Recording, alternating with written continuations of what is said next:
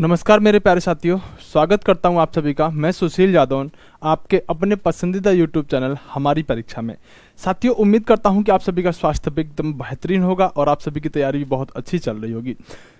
साथियों, आज एक वीडियो लेकर आया हूं जो आपकी डाक विभाग भर्ती से संबंधित रहने वाली है और उसमें आपके बहुत सारे डाउट दिमाग में चल रहे हैं। सर, सिलेक्शन प्रोसीजर क्या होगा, सर इसके अंदर काम क्या करना होगा, इसके अंदर सिलेक्शन कैसे होगा, और साथियों सिलेक्शन होने के बाद इसके अंदर वेतन आदि सैलरी आदि कितनी मिलेगी, और साथियों किस किस पोस्ट पर इसके अंदर वैकेंसी निकली हुई है। क्योंकि एक बहुत बड़ी संख्या में, लगभग हम बात करें तो 38,926 कुल पदों पर वैकेंसी निकली है जो ऑल इंडिया रहने वाली है। और भी आपके कुछ डाउट है, जैसे कि सर एक बच्चा क्या सभी पोस्टों के लिए अप्लाई कर सकता है, और आपके दिमाग में डाउट चल रहा है कि एक ही बच्चा क्या अलग अलग स्टेटों के लिए अप्लाई कर सकता है। सर, अगर मैंने अलग स्टेट के लिए अप्लाई कर दिया तो क्या मैं अपने स्टेट में आ सकता हूं, क्या अपने घर के नजदीक जॉब कर सकता हूं। ये बहुत सारे डाउट आप सभी के दिमाग में चल रहे हैं जिनको आज मैं इस वीडियो के अंदर कंप्लीट तरीके से, पूरी तरीके से समाप्त करने वाला हूं।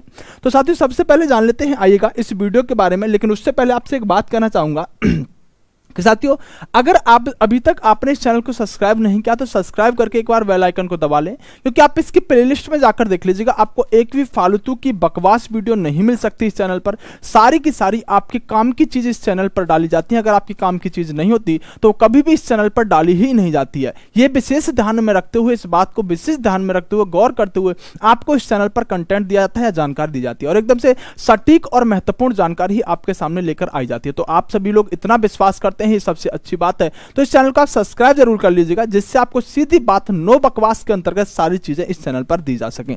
साथियों, आइएगा बात करते हैं अगर हम जीडीएस के बारे में। देखिए साथियों, जीडीएस जो है आप जानते होंगे, ये पार्ट ग्रामीण डाक सेवक से संबंधित वैकेंसी है। ग्रामीण डाक सेवक से संबंधित वैकेंसी है। साथियों, हर वर्ष लगभग निकलती ही रहती है। इससे पहले भी निकली थी, आपको मैं बताऊंगा क्या कैसे रहा था उसके अंदर। साथियों, सैलरी कितनी मिलती है इस पर हम बात करने वाले हैं। काम क्या होता है इस पर हम बात करने वाले हैं। कुल पद एक बहुत बड़ी संख्या में 38,926, बहुत बड़े पद हैं, सबसे बड़ी भर्ती हम इससे कह सकते हैं। साथियों, आइएगा बात कर लेते हैं कुछ महत्वपूर्ण बिंदुओं के बारे में। साथियों, यहां पर मैं आपसे कुछ चीजें क्लियर करूंगा जो आपके बहुत सारे डाउट रहेंगे। सबसे पहले आइएगा पहले बिंदु पर वार्ता करते हैं थोड़ी सी, और जानते हैं कि सबसे पहले इसके अंदर कुल पदों की संख्या कितनी है। तो 38,926 इसके अंदर साथियों कुल पद है, यानी वैकेंसी जो है 38,926 है। क्या सर ये ऑल इंडिया, हाँ पूरे भारत के लिए ये पद है, पूरे भारत के बच्चे इसके अंदर बैठ रहे होंगे। दूसरे बिंदु पर आते हैं साथियों, इसके फार्म कब से कब तक अप्लाई होंगे। साथियों, 2 मई से इसके फार्म अप्लाई हो चुके हैं, अभी आप कर सकते हैं ये फार्म अप्लाई। और साथियों, आप 5 जून तक फार्म अप्लाई कर सकते हैं। ये फार्म आपके ऑफलाइन ऑनलाइन मोड पर अप्लाई किए जा सकेंगे। आप 5 जून से पहले, क्योंकि बाद में वेबसाइट के अंदर प्रॉब्लम आने लगती है, इसलिए आप 2 मई से लेकर 5 जून के बीच में कभी भी फार्म भर सकते हैं। लेकिन आप 5 जून से 10-5 दिन पहले इस फार्म को भर दीजिएगा।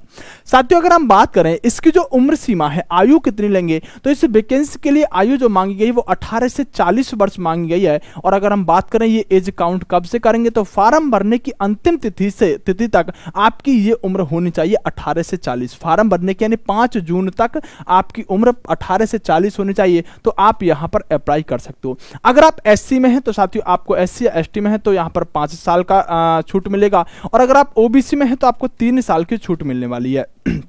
साथियों, अगर योग्यता की बात करें, योग्यता जो चाहिए वो 10th पास बच्चा इस फॉर्म को भर सकता है। लेकिन साथियों, उसके साथ इन्होंने कुछ और भी योग्यता डाली हुई है, जैसे कि आपको साइकिलिंग यानी साइकिल चलानी आनी चाहिए। साइकिल नहीं आती तो स्कूटी, मोटरसाइकिल चलानी आनी चाहिए, जिससे कि इसके कामों में थोड़ा सा सामान्यतः उनको सुचारू रूप से चलाने में मदद मिल सके। इसलिए योग्यता में एक तो साइकिल या मोटरसाइकिल या स्कूटी चलाना आपको आना चाहिए। दूसरा साथियों, भाषा का ज्ञान होना चाहिए। सर ये क्या है, तो दोस्तों मैंने आपको बताया कि ऑल इंडिया ये वैकेंसी रहने वाली है। अगर आप उत्तर प्रदेश के हैं, दिल्ली के हैं, मध्य प्रदेश के हैं, राजस्थान के हैं, बिहार के हैं, तो आप कर्नाटक, तमिलनाडु, केरल कहीं के लिए भी अप्लाई कर सकते हैं। लेकिन आपने अप्लाई तो कर दिया और वहां पर इड़े बड़ा चल रहा था और आपको समझ में ही नहीं आया कि आखिरकार ये लेटर कहां पर कैसे पहुंचाना है, क्योंकि आपको पता है साउथ इंडिया के अंदर हिंदी भाषा नहीं चलती और आपकी भाषा हिंदी रही। तो इसलिए उन्होंने कहा कि आप जिस भी क्षेत्र के लिए अप्लाई कर रहे हैं वहां की लोकल लैंग्वेज आपको आनी चाहिए। तो अगर आप किसी भी स्टेट के लिए अप्लाई कर रहे हैं तो वहां की भाषा का ज्ञान आपको होना चाहिए। साथियों, अगर हम बात करें चयन प्रक्रिया क्या होगी, इस पर मैं अभी आगे बात करूंगा, लेकिन इतना जान लो चयन प्रक्रिया जो होगी 10th की मेरिट बेस पर होगी। अभी मैं आगे आपसे बात करने वाला हूं। ये ऐसी वैकेंसी है जिसमें नो एग्जाम, कोई पेपर नहीं, कोई एग्जाम नहीं, कोई सिलेबस नहीं, बस आपकी मेरिट के आधार पर सिलेक्शन होने वाला है। साथियों इसके अंदर खास बात क्या है कि जो आपको काम करना है ना, इसमें काम के अकॉर्डिंग आपको सैलरी मिलेगी।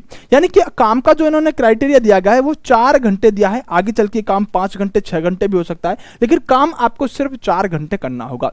साथियों अगर हम बात करें वेतन के बारे में, तो वेतन जो है इसका पोस्ट के आधार पर है। जैसे कि हम बात करें प्यारे साथियों, जो ब्रांच मैनेजर होता है उसकी अगर हम बात करें, इसके अंदर 2 पोस्ट है, एक तो बीपीएम रहने वाला है और एक प्यारे साथियों आपका एबीपीएम रहने वाला नहीं, ए का मतलब है असिस्टेंट से रहने वाला है।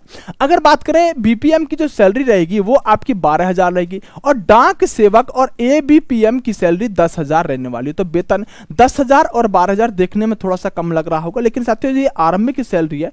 और आपने देखा होगा कि डाक सेवक, जैसे आपके यहाँ पर कई बार लेटर आता होगा तो उनको डाकिया देने के लिए आता होगा, आप सभी ने देखा होगा, तो उसका क्या है, हफ्ते में एक बार किसी गांव के अंदर चला गया, ग्रामीण क्षेत्र का ये सारा काम होगा, हफ्ते में एक बार किसी गांव के अंदर चला गया। अब रोज रोज तो लेटर आते नहीं है क्योंकि सारा काम फोन से चलता है। तो है क्या कि ये साथियों एक ऐसी जॉब है जिसमें आप ना कुछ करते हुए पैसे ले सकते हैं, पेमेंट ले सकते हैं, अपने बाकी कामों को संभाल सकते हैं। और आप हफ्ते में अगर 1 दिन या 2 दिन भी निकाल लेंगे ना, तो हफ्ते में 1 या 2 दिन निकाल कर भी आराम से आप नौकरी कर सकते हैं आगे, क्योंकि समय भी दिख रहा है आपको, 4 घंटे दिख रहा है, आगे इसमें बढ़ोतरी होती रहती है पेमेंट की। साथियों इसमें हमें काम कार्य क्या करने होंगे, तो साथियों सबसे पहला जो काम है इसके अंदर हम बता देना चाहते हैं सेवा और उत्पाद वितरण करने का, यानी सेवा मतलब आप समझते होंगे सर्विस देने का लोगों को। दूसरा लेन देन, क्योंकि साथियों जो आपका ये जितने भी डाकघर हैं उनको अब बैंक बना दिया गया, जैसे देखा होगा ना आपने इंडियन पोस्ट ऑफिस बैंक, तो इनको बैंक बना दिया गया है, तो इसमें लेन देन का भी कार्य अब होता है। दूसरा टिकट और स्टेशनरी बिक्री, यानी कि अगर आप आजकल तो कम चीजें चलती हैं वैसे डाक के माध्यम से, आप अगर डाक के माध्यम से कोई चीज भेजना चाहते हैं तो आपने देखा होगा उस पर आप स्टाम्प या टिकट लगाकर भेजने का काम करते हैं, तो वो बिक्री करने का काम भी आपको करना पड़ सकता है। दूसरा योजनाओं का प्रचार प्रसार, भारत या प्रदेश की जो भी साथियों हम बात करें योजना होती है उनके रूप में जागरूक करने के रूप में, उनको जन समूह तक पहुंचाने के रूप में भी आपको काम करने की आवश्यकता पड़ सकती है, तो ये कार्य आपका हो सकता है। साथियों मैंने आपको बताया कि इसके अंदर जो सिलेक्शन होगा वो आपका 10th बेस पर होगा, यानी कि दोस्तों आपके 10th के अंदर जितना भी स्कोर है उस स्कोर के आधार पर साथियों इसके अंदर मेरिट बनेगी। पहली बात तो ये, तो आपका स्कोर कितना होना चाहिए, आपका स्कोर ज्यादा होना चाहिए, 10th के अंदर आपके परसेंटेज ज्यादा होने चाहिए, जिससे आप इसके अंदर मेरिट में क्वालिफाई करोगे और आपकी सीधी नौकरी लग जाएगी। पहली बात तो। दूसरी बात साथियों, आपके मन में एक डाउट चल रहा होगा, क्या सर मैं 1 से अधिक पोस्ट के लिए अप्लाई कर सकता हूं? तो हाँ, आप सभी पोस्टों के लिए एक ही फॉर्म में अप्लाई कर सकते हो। मेरिट के आधार पर आपको जौन सी भी पोस्ट मिलनी होगी वो पोस्ट आपको मिल जाएगी। पहली बात तो ये।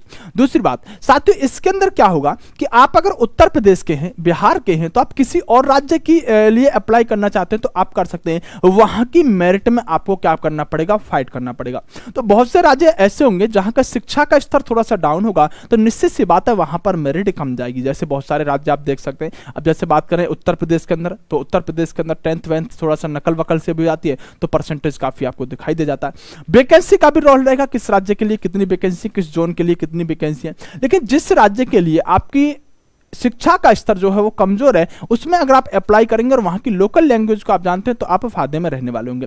आप कहेंगे सर हमारा स्कोर इतना है, क्या हम सेफ हैं? तो सभी का तो मैं नहीं बता सकता, आप एक बार कमेंट करके इतना बताइएगा कि आपका 10th में कितना परसेंटेज है। ठीक है, मैं आपको एक कमेंट वहां पर पिन कर दूंगा या आपका रिप्लाई दे दूंगा कि आप अगर इतने परसेंटेज तक 10th में लेकर बैठे तो आप 100% इसके अंदर अप्लाई कर सकते हैं। क्योंकि इसके अंदर हम फीस की बात करें तो इसके अंदर फीस जो है साथियों, जनरल ओबीसी की 100 रुपए, फीमेल SC ST की कोई भी फीस भी नहीं है। तो आप एक बार कमेंट करके जरूर ये बताइएगा कि आपका परसेंटेज 10th में कितना है, जिससे मैं आपको ये कह सकूं कि हाँ आप सेफ हैं, आप अप्लाई कर सकते हैं। देखिए आप जिसका 40 45 50 है वो तो इसके अंदर क्या ही अप्लाई करेगा, लेकिन अच्छे परसेंटेज वाले एक बार कमेंट जरूर कर दीजिएगा। साथियों उम्मीद है कि सारे के सारे डाउट मैंने आपके क्लियर करूंगे। परमानेंट जॉब है, गवर्नमेंट जॉब है, कोई समस्या आने वाली नहीं है, बेहतरीन से जॉब है, एग्जाम कोई है नहीं। 10th बेस के मेरिट के आधार पर ये वैकेंसी भरी जाएंगी, जो कि संपूर्ण भारत के लिए एक बहुत बड़ी वैकेंसी निकाली गई है। अगर आप उस किसी भी अन्य स्टेट के लिए अप्लाई कर देते तो आपको वहीं जॉब करनी पड़ेगी, उसी क्षेत्र में जॉब करनी पड़ेगी जहां के लिए आपने अप्लाई किया है या जहां की मेरिट को आपने क्वालिफाई किया है। तो साथियों आप सभी से एक बात कहना चाहूंगा कि इस चैनल को सब्सक्राइब जरूर कर लीजिएगा, जिससे कि हर छोटी मोटी बड़ी जानकारी में आप तक सीधी बात नो बकवास के माध्यम से पहुंचा पाऊं और आपको हर चीज एकदम ऑथेंटिक जानकारी सही तरीके से मैं दे सकूं। साथियों प्लेलिस्ट में जाकर बहुत सारा कंटेंट मैंने डाला है, जहां से जाकर आप पढ़ाई भी कर सकते हैं, तो एक बार प्लेलिस्ट विजिट कर लीजिएगा। इस चैनल पर फालतू की एक भी वीडियो, एक सिंगल वीडियो आप नहीं दिखा सकते, तभी आप इस चैनल पर इतना विश्वास करते हैं। थैंक यू साथियों, बेस्ट ऑफ लक, नमस्कार, जय हिंद। मिलते हैं अगली वीडियो में। 10th का परसेंटेज जरूर करिएगा कमेंट, जिससे कि मैं आपको बता सकूं कि आखिरकार आप सेफ है या नहीं है। Best of luck.